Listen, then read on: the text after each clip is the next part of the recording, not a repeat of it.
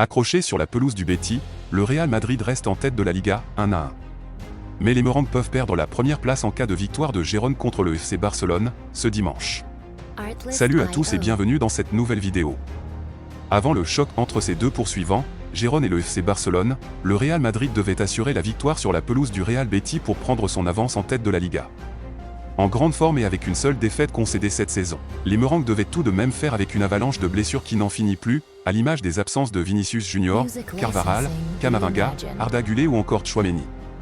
Un cas de figure similaire pour les Sévillans, qui devaient faire sans Fekir, Bellerin, Rodriguez, Bartra et Carvalho. L'attaque Rodrigo Bellingham Diaz aura pourtant fait du mal en début de match et pensait même ouvrir le score, mais le Brésilien était signalé en position de hors-jeu en début d'action, 16e. Par la suite, le club andalou a posé quelques problèmes aux Madrilènes, qui, malgré une nette domination dans la possession, n'ont pu inquiéter les cages de Silva. Mais après un premier acte soporifique, les deux équipes ont laissé plus d'espace et Isco, l'ex-madrilène, a obligé l'Unin à sortir un arrêt de grande classe, 51e. Isco était tout proche de punir son ancien club. Mais quelques minutes plus tard, après un joli mouvement de Diaz pour trouver Bellingham, l'Anglais pouvait contrôler de la poitrine avant d'ajuster Rui Silva et d'inscrire son 12e but de la saison en Liga pour ouvrir le score, 1-0, 53e. Un match enfin libéré qui a obligé le Betis à prendre des risques.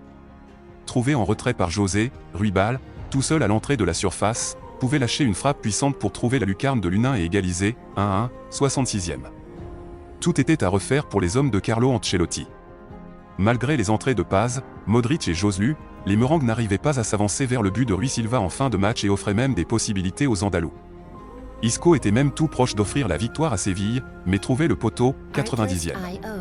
Et finalement, le Real Madrid a été accroché, mais reste en tête avec un point d'avance sur Gérone, qui ira dimanche soir chez le Barça. De son côté, le Real Betis reste au 7e rang du championnat d'Espagne. Maintenant passons aux rumeurs de transfert. Le Real Madrid a encore de grandes échéances à venir durant ce mois de décembre, dont un dernier match de poule en Ligue des Champions à jouer contre l'Union Berlin, 12-12e, 21h. Après ça, les Madrilènes pourront attaquer l'hiver et le fameux marché des transferts. Dans le viseur du club espagnol, un jeune crack de 18 ans, professionnel depuis le mois de juillet. En effet, selon The Sun, le Real Madrid serait en pole position, après avoir doublé Arsenal notamment, pour signer Kellan Vickers. La pépite de Reading ne compte pourtant que 11 matchs en Ligue 1, 3e division anglaise, mais met tout le monde d'accord outre-Manche. Auteur de 2 buts et une passe décisive en 4 rencontres de FL Trophy, le milieu offensif pourrait rejoindre la capitale espagnole cet hiver, en intégrant l'équipe B dans un premier temps. Reading, à court d'argent, ne demanderait qu'1 million d'euros. Les Gunners, également sur le dossier, seraient finalement largués point dernier seulement. Restez connectés pour ne rien manquer. À la Madrid.